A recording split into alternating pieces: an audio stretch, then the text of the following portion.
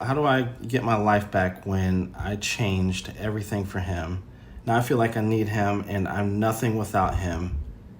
He was the best slash worst relationship. For this process that you go through healing, right? Through finding yourself, it's a long process. What ends up happening is that you start to realize that life begins to slow down without the narcissist. The reason why you feel the way that you feel is because the narcissist basically hijacked your emotional center, right? We make emotional based decisions and then we justify those decisions with logic and reason.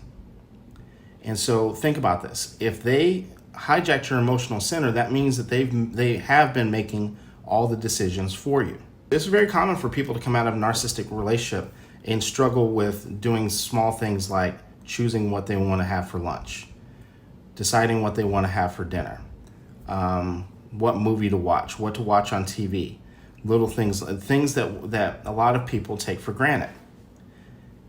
One of the things that happens that is actually kind of fun in a situation where you really don't know what you like, what you want, and you feel like they were your world, is that you get to explore.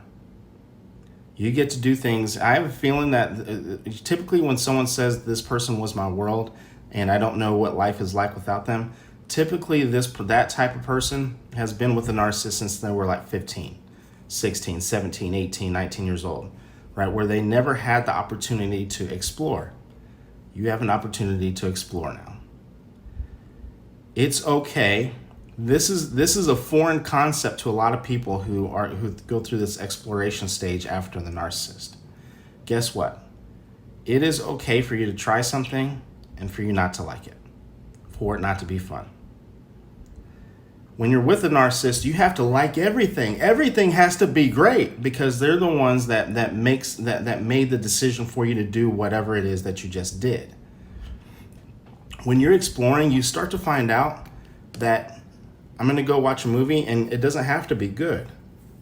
It can be the worst movie I've ever seen in my life. And I can still have a good time all at the same time because now I have a story that I can tell. You're now like a blank slate.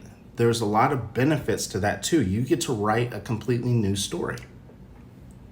Right, so there's a lot of benefits to that, and it's really hard for me to go into more detail on that without talking to you a little bit more about your circumstance, because more than likely you dealt with that as a child as well, right? So you went from one extreme of parents that were highly dominant and highly controlling right into a narcissistic relationship at a very young age, right? And so the reason why you feel this way, and it's very normal, it's very natural, but you can recover from it.